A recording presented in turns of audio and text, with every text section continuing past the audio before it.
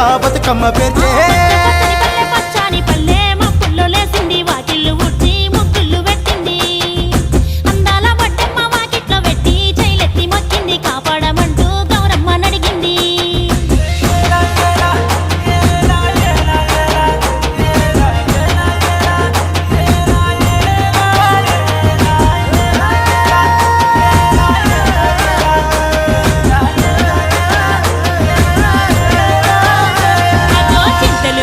చింతలు